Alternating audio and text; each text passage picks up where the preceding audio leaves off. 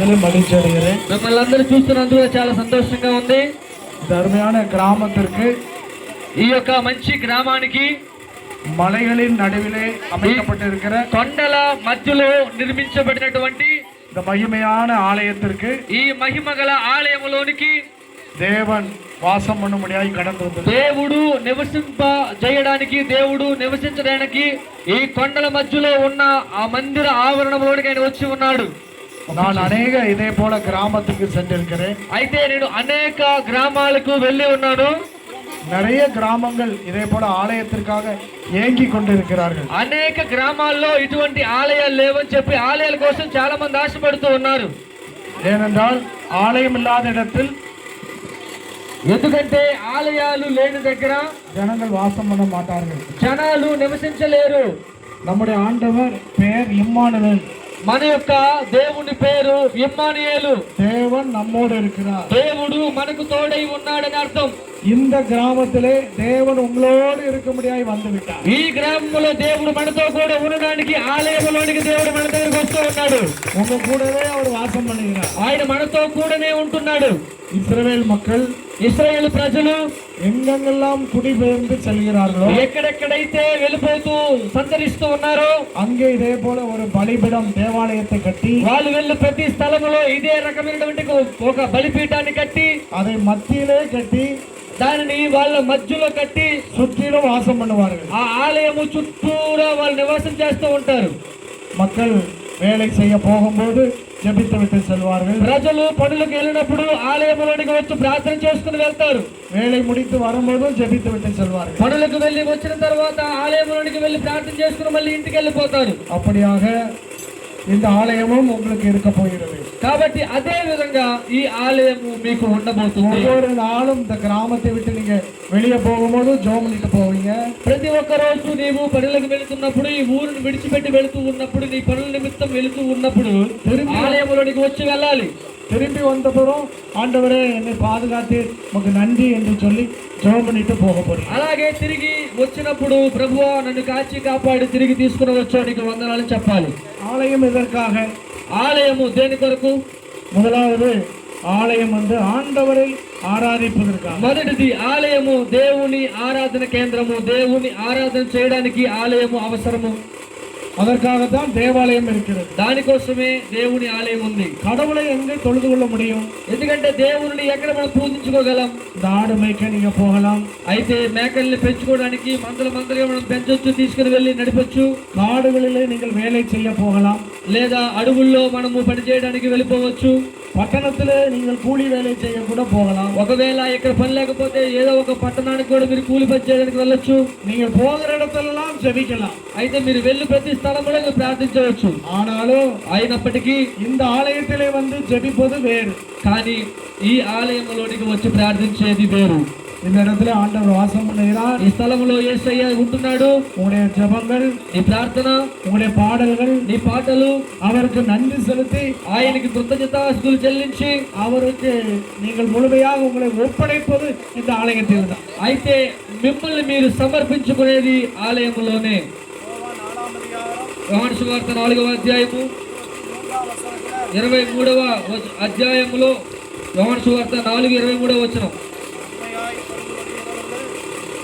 యోహాను సువార్త 4వ అధ్యాయము உண்மையாய் தொழுது கொள்கிறவர்கள், ஆமா 23 உண்மையாய் தொழுது கொள்கிறவர்கள் பிதாவை ஆவியோடும் உண்மையோடும் தொழுது கொள்ளும் காலம் வரும். అయితే యథార్థముగా ఆరాధించువారు ఆత్మతోనూ సత్యముతోనూ తండ్రిని ఆరాధించు కాలం వచ్చుచున్నది. அது இப்பொழுதே வந்து கொள்கிறது. అది ఇప్పుడు వచ్చే ఉన్నది. தேவன் ஆவியாய் இருக்கிறார். దేవుడు ఆత్మ సంపూర్ణంగా ఉన్నాడు. தொழுது கொள்கிறவர்கள், ఆయనని ఆరాధించువారు ஆவியோடும் ఆత్మతోనూ உண்மையோடும் సత్యముతోనూ அவரை தொழுது கொள்ள வேண்டும். ఆయనను ఆరాధన చేయాలి. ஆகவே இந்த ஆலயத்திலே కాబట్టి ఈ ఆలయంలో పరిశుద్ధమాய் வந்து మీరు పరిశుద్ధముగా వచ్చి உங்களை நீங்களே பரிசுத்தம் பண்ணிக்கொண்டு మిమ్మల్ని మీరు పరిశుద్ధపరచుకొని இங்கே வந்து உங்களை நீங்கள் ஆண்டவரை ஆராதியுங்கள். ఇక్కడికి వచ్చి మీరు దేవుడిని ఆరాధన చేయండి. ஆண்டவர் அப்பொழுது உங்கள் ஜெபத்தை கேட்பார். అప్పుడు నీ ప్రార్థన దేవుడు ఆలకిస్తాడు. இரண்டாவதுగా దేవాలయం అనేది நமக்கு మనకి நல்ல ஒரு ஐக்கியத்தை தருகிறது. ఒక సహవాసాన్ని ఏర్పరుస్తుంది. ஒவ்வொரு விசுவாசிகளும் இன்னொருவரோடு தொடர்பு கொள்வதற்கு நல்ல ஒரு ஐக்கியம் தான். ఒక్కొక్క విశ్వాసులు వాళ్ళతో పాటు ఒక సహవాసాన్ని కలిగి ఉండడానికి ఒక సహవాసాన్ని ఏర్పాటు చేసేది ఆలయము. ஒருத்தருக்கு ஒருவர் உதவி செய்வதற்கு, ఒకరికి ఒకరు సహాయపడేది, ஒருவரை ஒருவர் சப்போர்ட் பண்ணுவதற்கு, ఒకరికి ఒకరు సపోర్ట్ చేసేది, ఆ ప్రోత్సాహపరిచేది, ఒక్కొక్కరికి మరి జాగ్రత్తలు చూసుకోవడానికి, ఒక కుటుంబముగా కలిసి రావడానికి సహాయపడేదే దేవాలయము. మరి అపోస్తలుల కార్యాలు 2వ అధ్యాయములో 42వ వచనం నుండి ఈ వాక్యం చెప్పబడింది. మరి ఆది అపోస్తలుల కాలంలో ఎవరెవరైతే అవసరంలో ఉన్నారో ఒకరికొకరు వాళ్ళు సహాయపడ్డారు, ஒருவரை ஒருவர் ஆதரித்தார்கள், ఒకరికి ఒకరు ఆదరించుకున్నారు. இன்னையிலிருந்து ఈ రోజు నుండి நீங்கள் தனித்தனி குடும்பம் அல்ல, మీరు వ్యక్తిగతంగా సింగిల్ సపరేట్ కుటుంబాలు కాదు, ஒரே குடும்பம். మీరందరూ ఆలయంలోనికి వచ్చారు కాబట్టి ఒకటే కుటుంబము. எங்க சர்ச் பேரு யாக்கோபு சர்ச். ఈ యొక్క సంఘము పేరు యాకోబు సంఘము. நாங்க யாக்கோபு குடும்பம். మేము యాకోబు కుటుంబము. இங்க வந்திருக்காங்க 34 குடும்பம். ఇప్పుడు ఇక్కడికి వచ్చారు కదా 34 కుటుంబాలు. எங்களுக்கு 900 குடும்பம் இருக்கு. మాకు 900 కుటుంబాలు ఉన్నాయి. அவ்வளவு பேரும் ஒரே குடும்பம். ఆ 900 కుటుంబాలు ఒకటే కుటుంబం. ஆகவேதான் அதுல ஒரு 34 பேர் சேர்ந்து வந்து உங்களை பார்க்கணும். ఆ 900 కుటుంబాల్లో 34 కుటుంబాలు వచ్చి మీ దగ్గరికి వచ్చాం మేము. நீங்க இந்த உலகத்துக்குள்ளே போகும்போது, మీరు ఈ లోకంలో నుంచి వెళ్తూ ఉన్నప్పుడు, நீங்க 20 குடும்பம் இருந்தாலும் சரி, 25 குடும்பம் இருந்தாலும் சரி, ఇక్కడ 20 కుటుంబాలు ఉన్నా 25 కుటుంబాలు ఉన్నా ஒருவருக்கு ஒருவர் ஐக்கியமாய், ఒకరికి ఒకరు సహవాసం కలిగి, ஒற்றுமையாய், ఒకటిగా ఉండి ஒரே ஆண்டவரை ఒకే దేవుణ్ణి நீங்கள் வெளிப்படுத்த அழைக்கப்படுகிறீர்கள். మీరు ప్రకటించడానికి పిలువబడ్డారు. நீங்கள் எங்க போனாலும் మీరు ఎక్కడికి వెళ్ళినప్పటికీ இனி தனித்தனி குடும்பம் அல்ல, మీరు సింగిల్ గా కాదు, ஒரே குடும்பம். మీరందరూ ఒకటే కుటుంబం, వేరు కుటుంబాలు కాదు. மூன்றாவதாக, మూడవదిగా ஆலயம் எதற்கு? ఆలయం దేని కొరకు? ஆண்டவருடைய வார்த்தை கேட்பதற்கும் ஆவிக்குரிய வாழ்க்கையில வளர்வதற்கும். ఒకటి దేవుడు మాటలు వినడానికి, ఆత్మ సంబంధంగా ఎదగడానికి. நான் வேதம் வாசிக்கும் போது பார்த்தேன், నేను వాక్యం చదివినప్పుడు చూశాను, உங்களுடைய கோரா மொழியில பைபிள் இருக்கு, మీ యొక్క సోరా భాషలో బైబిల్ ఉన్నది, தெலுங்கு பைபிள் இருக்கு, తెలుగు బైబిల్ ఉంది, சோரா மொழியிலும் பைபிள் இருக்கு. సోరా భాషలో మరి బైబిల్ ఉంది. உங்களுக்கு ஒருவேளை எழுத்து வடிவம் இல்லாவிட்டாலும், ఒకవేళ మీకు లిపి లేకపోయినప్పటికీ, சோரா மொழி இங்கிலீஷ் வார்த்தை இருக்கு. అయితే మీ సోరా భాష అనేది ఇంగ్లీష్ మాటలు ఉన్నాయి, పదాలు. அப்படியே என்ன అర్థం?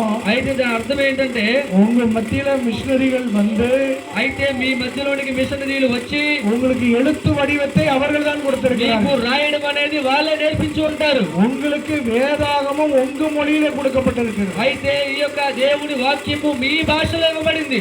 ஒருவேளை உங்களுக்கு வாசிக்க தெரியாவிட்டாலும், ఒకవేళ మీకు చదవడం రానప్పటికీ, இங்க வர்ற இடத்துல ఇక్కడికి వచ్చినప్పుడు ஆண்டவருடைய வார்த்தையை உங்க சொந்த மொழியில கேட்பீங்க. దేవుని మాటని మీ యొక్క భాషలో, సొంత భాషలో వింటారు. சொந்த மொழியில கேட்டு கர்த்தருக்குள்ளே நீங்கள் మీ வளருவீர்கள். సొంత భాషలో దేవుని మాటలు ఆలకించి దేవుడిలో మీరు ఎదుగుతారు. அதான் 2 தீமோத்தேயுல 2వ తిమోతి రాసిన పత్రిక, అపోస్తలుడైన పౌలు తిమోతి రాసిన 2వ పత్రిక 3ஆம் அதிகாரம் 3వ అధ్యాయము 16 17 வசனத்தை பாருங்க. 16-17 వచనాలు చూడండి.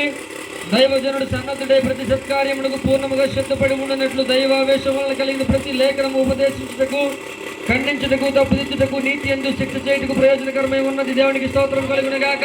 அல்லேலூயா. வசனம் வாக்கியமோ தேவனால் கொடுக்கப்பட்டது. దేవుడు ద్వారా ఇవ్వబడినది వాక్యము. தேவனுடைய மனுஷன் தேறினவனாக இருக்கணுமா? దేవుని వాక్యములో ఎలా ఉండాలంటే, అతడు శిక్షణ పొందాలి, అతడు అందులో అనుభవం ఉండాలి.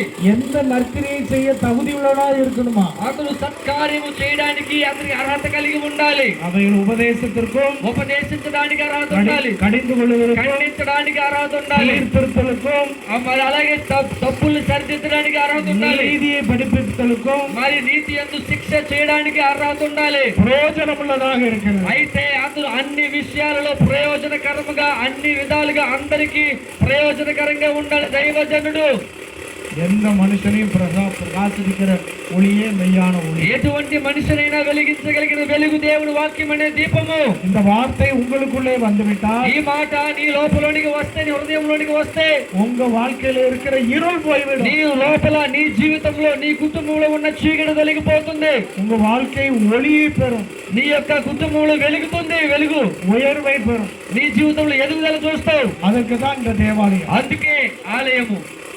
அல்லேலூயா. அடுத்ததாக నాలుగోదిగా ஜெபிப்பதற்கும் பிறருக்காக ஜெபிப்பதற்கு தான் தேவாலயம். మనము ప్రార్థన చేయడానికి, మనము ఇతరుల కొరకు ప్రార్థన చేయడానికి ఆలయం అవసరం. நாங்க எங்களுக்காக மட்டும் ஜெபிப்பதில்லை, మేము మా కోసం మాత్రం ప్రార్థించడం లేదు, நாங்க பிறருக்காக ఇతరుల ஜெபிப்பது. కొరకు కూడా ప్రార్థన చేస్తూ ఉన్నాం.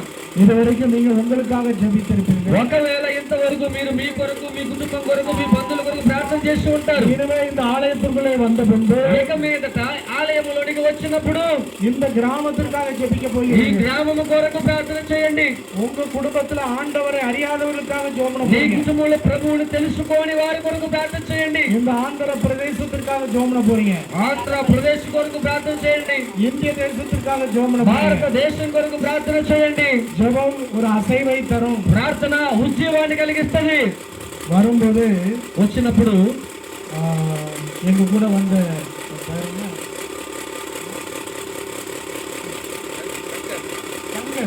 சங்கர் ஒரு கிராமத்தை காட்டி முழுமையா இயேசுவின் மண்டிக்குள்ளாக வந்துட்டாங்கன்னு சொன்னார். అయితే వచ్చినప్పుడు ఒక గ్రామాన్ని మాకు, మరి మీ మధ్యలో ఉండే సహోదరులు శంకరన్ గారు ఒక గ్రామాన్ని చూపించారు, అబ్రహాం నగర్.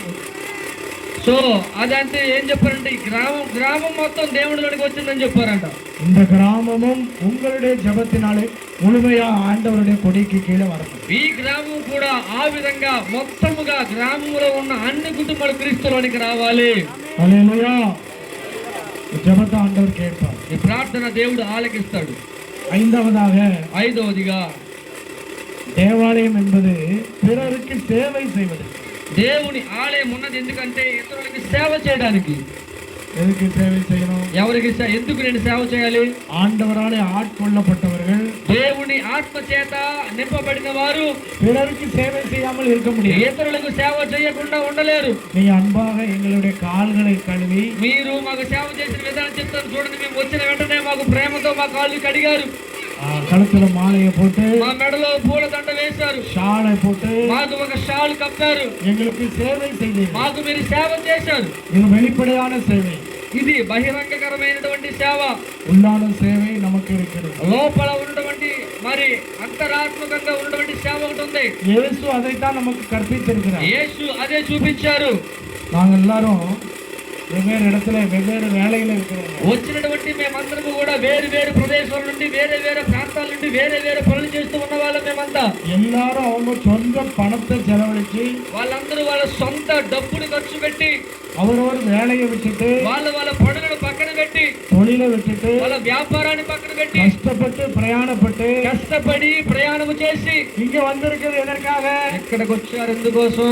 ஆண்டவருக்கு சேவை செய்வது, உங்களுக்கு சேவை செய்வது. దేవునికి సేవ చేయడానికి, మీకు సేవ చేయడానికి. நீங்களும் அப்படிதான் போய் வெளியே சேவை செய்யணும்னு சொல்லி మీరు కూడా అలాగే, మీరు కూడా ఆశీర్వదించబడి ఇతరులకు సేవ చేయాలి. இயேசு சிலுவையிலே அடிக்கப்படுவதற்கு முந்தின ராத்திரி, యేసు ప్రభు శిలువలో ఆయన గాయపరచబడ్డానికి ముందు ఆ రాత్రి சீலை இடுப்புல கட்டிக்கிட்டு, ఆయన నడుము దగ్గర కట్టుకొని, சீசருடைய காலை கழுவிட்டு, ఆయన కూడా శిష్యుల యొక్క కాళ్ళను కడిగి, ஆண்டவரும் போதகராய் நானே, అయితే ప్రభువును బోధకుడైన నేనే உங்கள் கால்களை கழுவினது உண்டானால் మీ కాళ్ళని కడుగుతున్నానంటే, நீங்களும் போய் మీరును కూడా వెళ్ళి ஒருவர் காலை ஒருவர் கழுவுங்கள். మీరు కూడా వెళ్ళి మీ కాళ్ళు నేనే విధంగా అయితే కడిగానో మీరు కూడా ఈ ఇతరులకి సేవ చేయండి, వాళ్ళు కాళ్ళు కడగండి అన్నారు. அதுதான் கிறிஸ்தவனுடைய வேலை. అదే దేవుని పిల్లలమైన எங்க క్రీస్తు యొక్క పని. எங்க ஊர்ல இருந்து எமில் ஜெபசிங்னு ஒரு அண்ணன், అయితే మా ఊర్లో ఎమిల్ జబసింగ్ అనేటువంటి ఒక అన్నగారు இந்தியா முழுசும் 29 மாநிலம் சொன்னாங்க. మరి భారతదేశం మొత్తం 29 రాష్ట్రాలని చెప్పారు. 29 மாநிலத்துக்கு மிஷனரிகளை அனுப்பி இப்படிப்பட்ட கட்டடங்களை கட்டி, ஆலயங்களை கட்டி ஜனங்களுக்கு சேவை செய்வது அவராலே நாங்கள் பெற்றுள்ள ஒரு ஆசீர்வாதம். అయితే 29 రాష్ట్రాల్లో ఈ విధంగా ఆలయాలు కట్టి అనేక మందికి సేవ చేయడం అనేది మేమందరము ఎమిల్ జబర్ సింగ్ అన్నగారి దగ్గర నేర్చుకున్నటువంటి నేర్పు అన్నమాట. అదంతా అదేதான் நீங்களும் செய்ய வேண்டும். కాబట్టి మేము నేర్చుకున్న దానిని మేము వాళ్ళ దగ్గర నేర్చుకుని మేము చేస్తున్నాం. మేము మీకు చెప్తున్నాం కాబట్టి మీరు నేర్చుకుని మీరు చేయండి. பிறருக்கு சேவை செய்வதற்காகத்தான். ఇతరులకు సేవ చేయడానికి. அடுத்ததாக இந்த இடம் ஒரு பெத்தஸ்தா. అయితే ఇంకొకటి చెప్తా, ఈ యొక్క స్థలము బెతెస్దా. இங்கே வருகிற மக்கள் எல்லாம் குணமடைவார்கள். బెతెస్దా అంటే ఆ బెతెస్దా కోనేరులో ఎవరెవరైతే ములుగుతూ ఉంటారో వాళ్ళందరికీ స్వస్థతలు కలిగినట్లుగా ఆలయంలోనికి ఎవరెవరైతే వస్తూ వెళ్తుంటారో వాళ్ళకు కూడా దేవుడు స్వస్థత అనుగ్రహిస్తాడు. வேதத்துல சாலமோன் ராஜா ஒரு தேவாலயத்தை கட்டுவார். సొలొమోన్ రాజు గారు ఒక దేవాలయాన్ని కట్టారు. அந்த ராத்திரியில ஆண்டவர் அவனுக்கு தரிசனமாவார். ఆ రాత్రి ఆయనకు దర్శనాన్ని చూపించారు. சொல்லுவார், இந்த ஸ்தலத்தை நான் விரும்பினபடியால் இங்கே வாசம் பண்ணுவேன். ఆయన చెప్తున్నాడు కదా, ఈ స్థలాన్ని నేను కోరుకున్నాను కాబట్టి ఈ స్థలంలో నేను ఉంటాను. என் கண்களும் என் இருதயம் என்னாலும் இங்கே இருக்கும். కాబట్టి నా కన్నులు నా యొక్క హృదయము ఈ ఆలయం మీద ఎల్లప్పుడూ ఉంటుంది అంటున్నాడు. பாருங்க, చూడండి. கோயில்ல எப்பவும் 24 இந்த உலகம் இருக்கிற வரைக்கும், இந்த கட்டடம் இருக்கிற வரைக்கும் ஆண்டவர் இங்கே வாசம் பண்ணுவார். దేవుని ఆలయం ఇక్కడ మనం కట్టబడి ఉంది కాబట్టి దేవుని ఆలయంలో ఈ ఆలయం ఉన్నంత వరకు దేవుడు లోపల ఉంటూనే ఉంటాడు. பாஸ்டர் வருவார், போயிடுவாரு. సేవకుడు వస్తాడు, వెళ్ళిపోతాడు. நீங்க வருவீங்க, போயிடுவீங்க. మీరు వస్తారు, వెళ్ళిపోతారు. உங்க பிள்ளைகள் வரும், போயிடும். మీ పిల్లలు వస్తారు, వెళ్ళిపోతారు. ஆனா ஒரே ஒரு ஆள் எப்பவுமே இருப்பாரு. కానీ ఒకే ఒక వ్యక్తి ఆ లోపలే కూర్చుంటాడు. அதான் ஆண்டவராய கர்த்தர். ఆయనే ప్రభు అయిన యేసుక్రీస్తు. நீங்க உங்களை தேடுவாரு, మిమ్మల్ని వెతుకుతారు. வந்திருக்கீங்களான்னு பாப்பாரு. మీరు వచ్చారని చూస్తారు.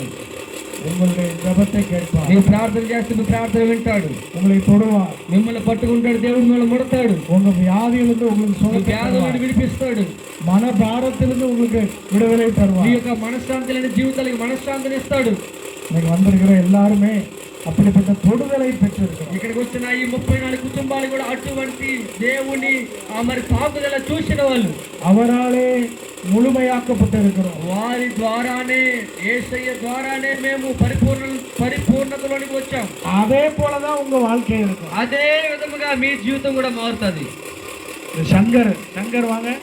శంకర్ ஆ, ஒரு எடுத்துக்காட்டு உங்களுக்கு சொல்றேன். మీకు ఒక మాట చెప్తాను. சங்கர் ఎవరు మీకు తెలుసా? శంకర్ గారు ఎవరో మీకు తెలుసా? తెలుసా? ఎవరు? எந்த ஊர்? ఏ ఊరు? కత్తులగవటి గ్రామం. కత్తలికావట్టి గ్రామం. రైట్. ఎక్కడ ఉంది అది? ఎక్కడ ఉంది ఆ గ్రామం? కత్తులగవటి తెలియదు. తెలియదు. చూడండి, పక్కన அவன் சொல்லுங்க. వేరేఘట్టం దగ్గర ఉంది. వేరేఘట్టం ఎక్కడ ఉంది? అచ్చంపల్స దగ్గర ఉంది. తెలుసు, అచ్చంపల్స. வரும்போது அவருடைய வீட்டை அவர் கிராமத்தை காட்டினார். అయితే మేము వచ్చినప్పుడు వాళ్ళ గ్రామాన్ని చూపించారు అన్నగారు. அவரு 18 வருஷமா இந்த ஆண்டவரை ஏற்றுக்கொண்டு இந்த ஊழியத்தில் இருக்கிறார். 18 సంవత్సరాలు యేసు ప్రభువుని సొంత రక్షకుడిగా అంగీకరించి పరిచర్యలో ఉన్నారు ఆయన. அவர் என்ன வேலை செய்யறாரு? சாதாரணமா ஒரு வேலை. நீங்க எங்க மிஷினரிகள் மாதிரி தான் அவரும் வேலை செய்யறாரு. ఆయన ఏం పని చేస్తున్నారు? సాధారణంగా మిషనరీలు ఏ పని చేస్తారో అదే పని చేస్తారు ఆయన కూడా. அவர் குடும்பத்தை நான் విచారించాను. ఆ కుటుంబం గురించి నేను అడిగాను. அவர் ஒரு மகா, ఒక కొడుకు డాక్టరా இருக்காங்க. వాళ్ళ యొక్క కూతురు డాక్టర్ చదువుతూ ఉన్నారు. அரசு வேலையில இருக்காங்க. அரசு மருத்துவமனையில படிக்காங்க இலவசமா. మరి ప్రభుత్వము డాక్టర్ కాలేజీలో మరి ఏం చేస్తున్నారు? చదువుతూ మెడికల్ కాలేజ్ చదువుతున్నారు ఫ్రీగా. அடுத்தது ஒரு பையன். అయితే తర్వాత ఒక కొడుకు. அது பையன் என்ன செய்யறான்? కొడుకు ఏం చేస్తున్నారు? அவன் ஐஐடில இடம் கிடைச்சுதா, அது வேண்டான்ட்டானா. ఐఐటిలో ఆయనకు పని వస్తే వద్దనేసారంట. வேண்டான்னு சொல்லிட்டு ఇస్రో, ఐఎస్ఆర్ఓ அதுல సైంటిస్ట్ படிக்கிறான். ఆయన సైంటిస్ట్ గా ఇప్పుడు చదువుతున్నాడు ఆయన గారు వాళ్ళ కొడుకు. హల్లెలూయా, హల్లెలూయా. எவ்வளவு உயர்வு பார்த்தீங்களா? చూసావా ఎంత ఎదుగుదల? அதான் ஆண்டவரை பின்பற்றுவதற்கு. అయితే దేవుని వెంబడిస్తే నీకు కూడా ఎదుగుదల ఉంటది. ஆட்டை மேய்த்து கொண்டிருந்த தாவீதை ராஜாவாக உயர்த்துகிறவர் நம்முடைய ஆண்டவர். గొర్రెలను మేపుతున్న దావీదును ఆయన రాజుగా చేసిన యేసయ్య, మన యేసయ్య. நான் உங்களுக்கு సవాலாக சொல்றேன். నేను మీకు సవాలు చేసి చెప్తున్నాను. இன்னைக்கு நீங்க இருக்கிற போல இருப்பது ఈ రోజు నువ్వు ఉన్న స్థితి ఈ రోజు నీకు ఉండదు. இந்த ஆலயத்தில் நீங்க தொழுது கொள்வது நிமித்தமா ఈ యొక్క ఆలయంలో నువ్వు ఆరాధిస్తుంటే கடவுள் உங்களை உயர்த்துவார். దేవుడు మిమ్మల్ని దీవించి ఎదుగుదల చేపిస్తాడు. లేపుతాడు. இந்த சங்கர் குடும்பத்தை போல ఈ உயர்த்துவார். శంకర్ కుటుంబాన్ని ఏ విధంగా లేపాడో లేపుతాడు. எங்கள் குடும்பத்தை கர்த்தர் உயர்த்திருக்கிறது போல உயர்த்துவார். మరి మా మధ్యలో ఉండి 34 కుటుంబాలు లేవనెత్తినట్టుగా మీ కుటుంబాలు కూడా దేవుడు లేవనెత్తుతాడు. நம்ம செய்வதெல்லாம் మనం చేయాల్సిందంతా கடைசியா சொல்லும் போது அதான், கர்த்தருக்கு ஊழியம் செய்யுங்க. దేవునికి పరిచయం చేయాలి. நீங்க ஆண்டவரை அறிந்திருக்கீங்க, దేవుడిని మీ సొంత రక్షకుడిగా అంగీకరించారు. அவர் சொல்லி இருக்கிறார், நீங்க ఆయన உலகமெங்கும் போய் మీరు సర్వ సృష్టికి వెళ్ళి சர்வ சிருஷ்டிக்கும் சுவிசேஷத்தை பிரசங்கிங்கள் என்று. మీరు కాబట్టి మీరు వెళ్ళి సర్వ సృష్టికి సువార్త ప్రకటించండి అంటున్నాడు. கடைசியாக மூன்றே காரியத்தை நான் சுருக்கமா சொல்லி முடிக்கிறேன். முதலாவது, இந்த ஆலயம் ஆண்டவரை ஆராதிப்பது. కాబట్టి నేను చెప్పిన విషయాలు మళ్ళీ మీకు జ్ఞాపకం చేస్తాను. దేవుని ఆలయం ఎందుకంటే, இரண்டாவது, உங்களை நீங்கள் உருவாக்குவதற்கும் பிறரை உருவாக்குவதற்கும். అయితే దేవుని ఆరాధించుకోవడానికి ఆలయము, మనల్ని మనం సరిచేసుకుని ఇతరులను సరిచేయడానికి ఆలయము, கடைசியாக அவருக்கு சேவை செய்வது. ఆయన సేవ చేయడానికి దేవుని ఆలయం. மறந்துடாதீங்க, మర్చిపోకండి. கர்த்தர் உங்களை ஆசீர்வதிப்பார். దేవుడు మిమ్మల్ని దీవించును గాక. கர்த்தருடைய நாமத்தினாலே உங்களை வாழ்த்துகிறோம், దేవుని నామాన్ని బట్టే మిమ్మల్ని ఆశీర్వదిస్తున్నాం, ஆசீர்வதிக்கிறோம். நீங்கள் இப்போது இருப்பதை பாய்க்கலாம். మీరు ఇప్పుడు ఉన్న దానికంటే 1000 மடங்கு ஆசீர்வதிக்கிறேன். రెట్లు దేవుని దీవెన మీకు కలుగును గాక. தேவன் உங்கள் மத்தியிலே கடந்து வந்தார். దేవుడు మీ మధ్యలోనికి దిగుతున్నాడు యేసునామములో. హల్లెలూయా, హల్లెలూయా, హల్లెలూయా, హల్లెలూయా, హల్లెలూయా. హల్లెలూయా. థాంక్యూ. వందనాలు, అందరికీ వందనాలు.